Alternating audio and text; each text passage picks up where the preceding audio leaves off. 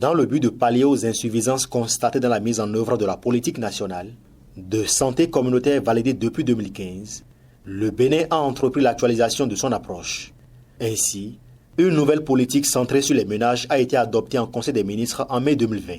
C'est donc pour présenter cette nouvelle politique et sa mise en œuvre que l'ONG Tianson, avec l'appui financier de son partenaire USAID, dans le cadre de la mise en œuvre du renforcement du paquet d'intervention à haut impact au niveau communautaire, a organisé à Djougou-Waké et Kopago dans le département de la Donga un atelier d'information et de sensibilisation des acteurs communaux de la Donga les jeudis 9 et vendredi 10 février 2023. Nous avons d'abord présenté le document de politique, la synthèse de ce document pour leur montrer les points clés, les rôles des acteurs au niveau de chaque commune, à chaque niveau.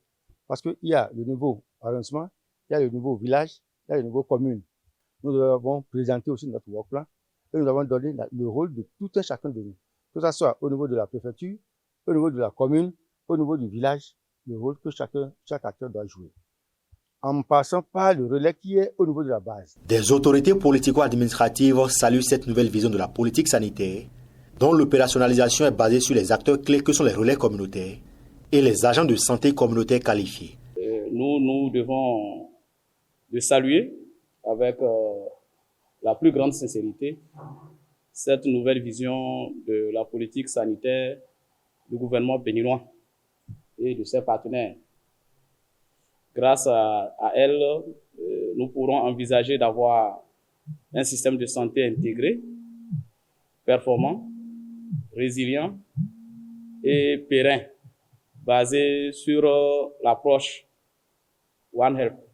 Au nom du préfet, nous allons vous demander, vous qui êtes acteurs, de prendre la question au sérieux, de vous engager et pour que la mise en œuvre de cette politique-là au niveau de la commune de Waké soit une réussite. Les acteurs étant situés sur leur rôle et responsabilité ont adhéré à cette nouvelle politique de santé communautaire et ont promis s'engager pour sa mise en œuvre. Ce qui est très très intéressant, c'est que désormais, c'est encore beaucoup plus élargi. Il n'y a pas de zone interdite.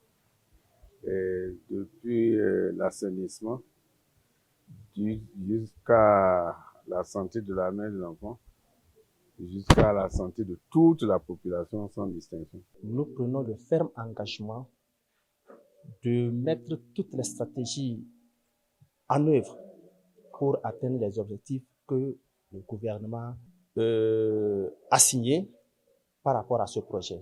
Et il faut préciser qu'à l'issue de ces ateliers, des feuilles de route ont été élaborées et validées afin de conduire le processus d'identification des relais communautaires pour que la mise en œuvre de cette nouvelle politique de santé communautaire soit une réalité dans la Donga.